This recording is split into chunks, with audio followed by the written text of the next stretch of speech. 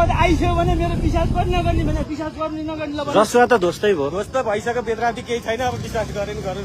भाग्नु भने के भाग्नु अरूलाई भनेर भागिहाल्नु छिटो। हस् हस् के रह्यो त्यसलाई हेर्दा बेदराती केही रहेन अब केही अहिले आएको बजार हामी हजुर आइसक्यो भने यहाँ लम्बे पोहोर आइसक्यो उहाँ त्यो माथिको त्रिशुलको आइसक्यो माथिको उहाँ त्यो मेरो हात खुट्टा कामिरहेको छ दिदी एकछिनमा के बोल्न सकिरहेको छैन। त्यता भाइले हजुर घरतिर आयो भगाउँदैछ दिदी आयो लौन आयो भने आयो। हेलो ड्युटी चलेन लाइट दिन्छ न हेलो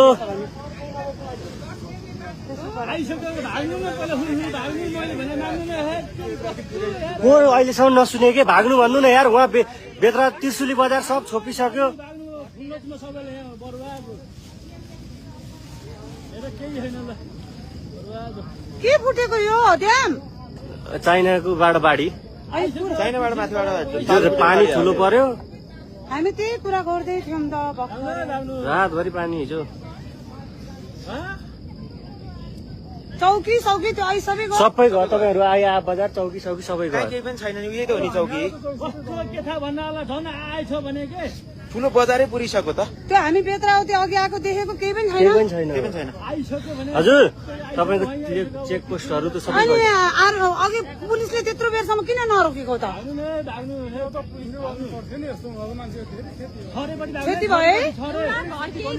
अब गाडी कति आएको थियो आज गोसाइकुण्ड जाने गाडी कति आएको सबै गयो हेर्नु त झन् बढी बढी भइरहेछ खोलो त हजुरको बाटो चल्यो। तपाईँ भागिहाल्नु तपाईँहरू 200 वटा कोसी भन्दा नि बढेर आएको छ अनि त्यत्रो माथि सबै गयो नि पारीको वारिस दुईटै पेट्रोल पम्प गयो। 5 मिनट चाँडो गएको भयो नि हामी त जानेर 5 मिनट ढिलो भयो तपाईँहरू चार्जमा कुर्नु भएको थियो रोकिनु भएको थियो होइन हामी त सामान बेच्दै आएको माथि बेचेर चाहिँ बिहानै उठेर हिँड्ने भनेको थियो। तुप्चे नै गयो नि तुप्चे सकियो नि तुप्चे बजार सकियो होइन कत्रो छ त हेर्नु त पल्लो भित्तो हान्दियो त्यस्तोमा यिनीहरूको दिन यति रहेछ भन्न हामी पनि नगएको।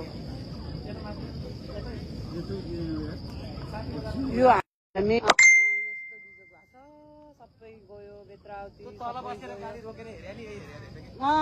सबै रोकेर तिनीहरूले भन्दै थिए गाडीमा सबै गयो। भाइ तपाईँको अफिस भने कता हो अहिले तपाईँले भन्नु है कसले भन्ने हो मैले होइन।